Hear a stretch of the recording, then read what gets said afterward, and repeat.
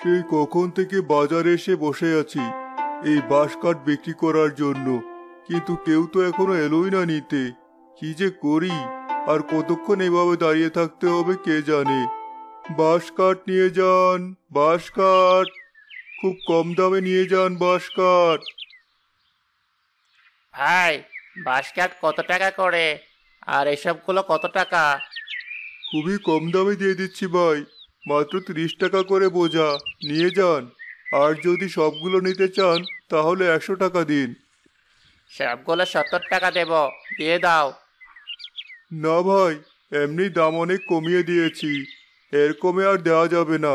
100 টাকা নিলে তবেই দিতে পারবো, না হলে দিতে পারবো না। বেশ, তাহলে তাই দাও, নিয়ে যাই।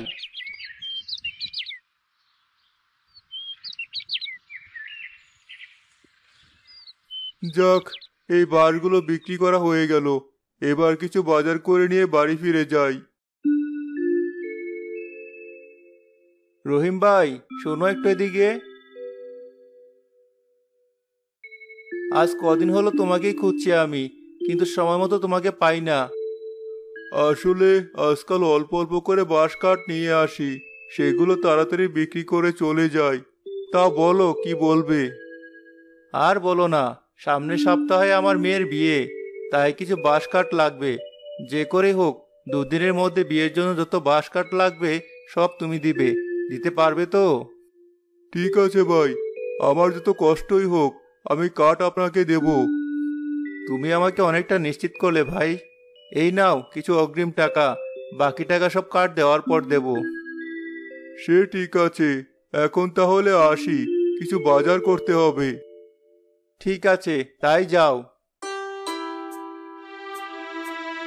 হাতে বেশ কিছু টাকা হলো, বাজার থেকে কিছু জিনিস বাজার করে নিয়ে যাই। অনেক দিন হলো টাকার অভাবে তেমন কিছু কেনা হয় না। আমি তো জানি আমার বউটার এটা ওটা খেতে মন চায়, কিন্তু আমার পকেটের কথা চিন্তা করে সে কিছুই বলে না আমাকে। আজ না হয় আমি তার জন্য কিছু কিনে নিয়ে যাই।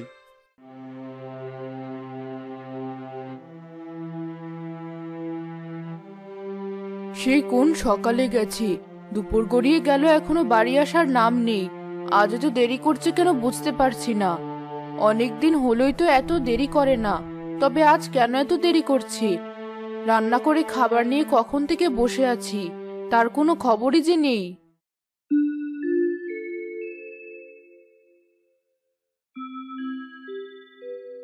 বউ, কোথায় গেলে তুমি?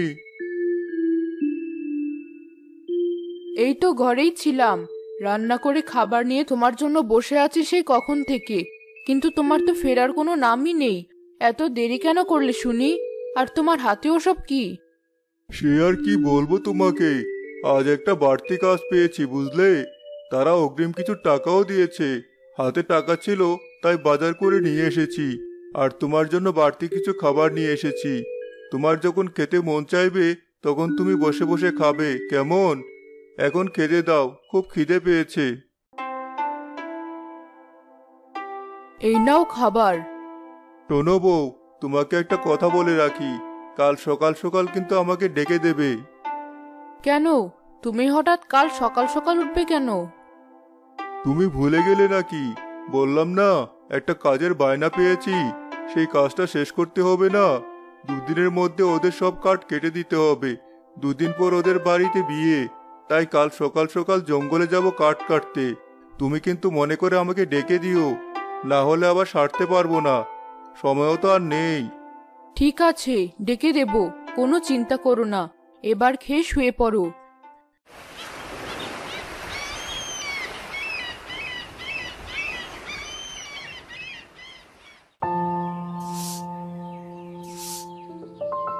আরে, আমি তো সকাল সকাল ঘুম থেকে উঠে কাজ শুরু করে দিয়েছি।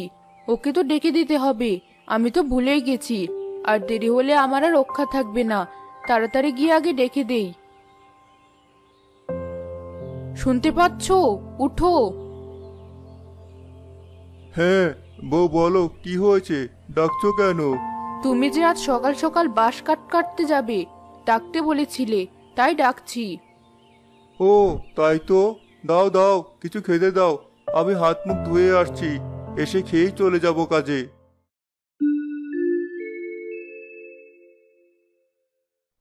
আমি তাহলে এবার কাজে যাচ্ছি। তুমি সাবধানে থেকো। আমার কিন্তু আসতে আজ একটু দেরি হবে। তুমি কিন্তু কোনো চিন্তা করো না।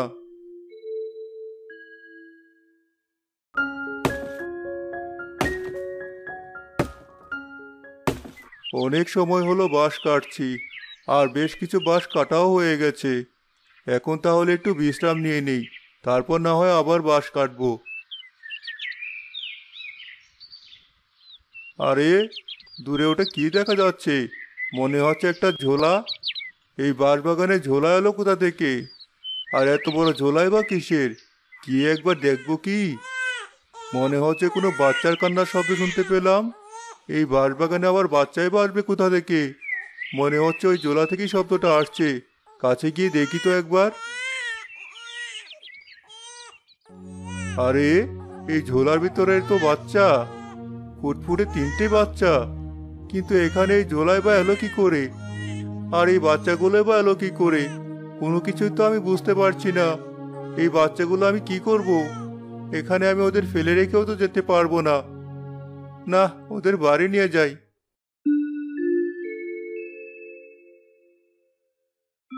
বউ, দেখো কি নিয়ে এসেছি আমি। কালই কত কিছু নিয়ে আসলি, আজ আবার কি নিয়ে এসেছো? তোমার কি খেয়ে দিয়ে কোনো কাজ নেই? প্রতিদিন তুমি এটা সেটা নিয়ে আসা শুরু করেছো। আরে বউ, না দেখে আগে তো রাগ করো না। আগে তো দেখো, তারপর না হয় রাগ করো। এ কি, 3টে বাচ্চা? তুমি কাদের বাচ্চা নিয়ে এসেছো? ওদের বাবা মা কোথায়?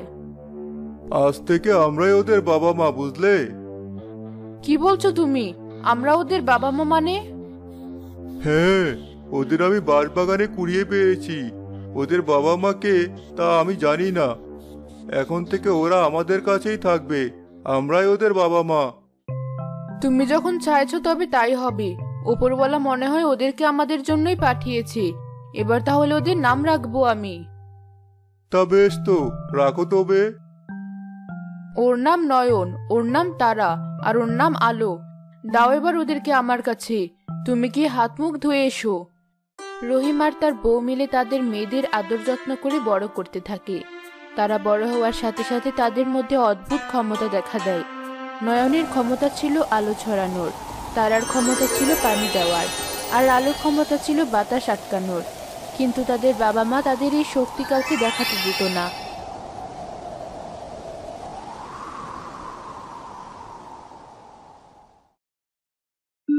শোনো মেয়েরা, তোমরা এখন বড় হয়েছো।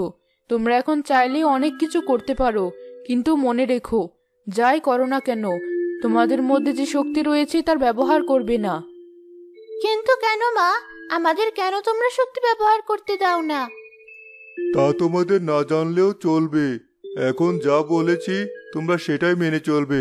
মনে যেন থাকে, এটা নিয়ে তোমরা আর কোনো প্রশ্ন করো না। ঠিক আছে, তোমাদের কথা আমাদের মনে থাকবে। আমাদের শক্তি আমরা ব্যবহার করব না। অতিরিক্ত খরায় সব ফসল শুকিয়ে নষ্ট হয়ে গিয়েছিল। তখন তবুও কোনোভাবে কাটিয়ে উঠেছিলাম।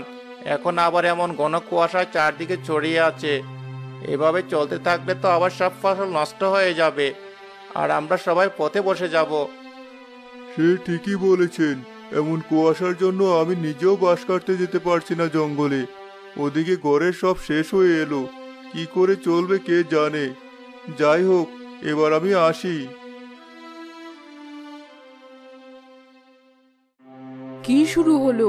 এই বছরটা শুধু দুর্যোগের ওপর দিয়ে যাচ্ছে। কখনো অতিরিক্ত খরা, কখনো কুয়াশা, কখনো প্রচন্ড ঝড়। সেটাই তো ভাবছি বউ। গ্রামে এখনই হাহাকার শুরু হয়ে গেছে। জানি না আর কিছুদিন গেলে কি হবে। এভাবে চলতে থাকলে জমিতে কোনো ফসল হবে না, আর আমরা না খেয়ে মরবো।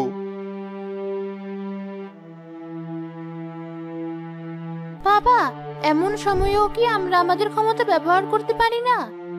এমন সময়েও যদি আমরা আমাদের শক্তি ব্যবহার না করতে পারি, তাহলে তো শক্তি থেকে কি লাভ? হ্যাঁ বাবা, এবার আমরা আমাদের শক্তি ব্যবহার করতে চাই। আমরা মানুষের উপকার করতে চাই। তোমরা আমাদের অনুমতি দাও। আমার মনে হয় মানুষের এমন অসহায় সময়ে ওদেরকে আমাদের অনুমতি দেওয়া উচিত। তাতে উপরওয়ালা আমাদের ভালো করবেন। ঠিক আছে, এবার তাহলে আমি তোমাদের অনুমতি দিচ্ছি। তবে তোমরা আমাকে কথা দাও, তোমাদের শক্তি দিয়ে কখনো কোনো মানুষের ক্ষতি করবে না। আমরা কথা দিলাম। চারদিকে কুয়াশার অন্ধকারের জন্য ফসল নষ্ট হয়ে যাচ্ছে। আমি তাহলে আলো ছড়িয়ে দেই।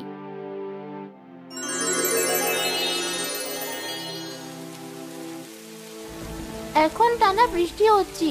এমন বৃষ্টি হতে থাকলে ফসলের মাঠ ডুবে যাবে। আমি এখনই বৃষ্টি থামিয়ে দিচ্ছি।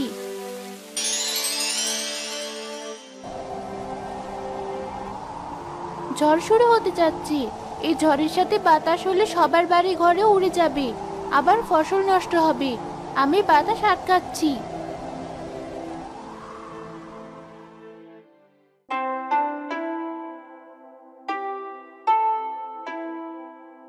তোমরা আমাদের অনেক উপকার করলে মা। তোমাদের এই উপকারের কথা আমরা আজীবন ভুলবো না। এখন থেকে তোমরা আমাদের মাথার মণি হয়ে থাকবে। বলো মা, তোমরা আমাদের কাছে কি চাও? তোমরা যা চাইবে আমরা তোমাদের তাই দেওয়ার চেষ্টা করব। চাচা, আমাদের কিছু লাগবে না। আপনারা শুধু আমাদের জন্য দোয়া করবেন, যেন আমরা সব সময় এভাবে আপনাদের পাশে দাঁড়াতে পারি, আর আমাদের বাবার দেওয়া কথা আমরা রাখতে পারি। গ্রামের সবাই তাদের 3 বোনকে খুব ভালোবাসতে শুরু করে।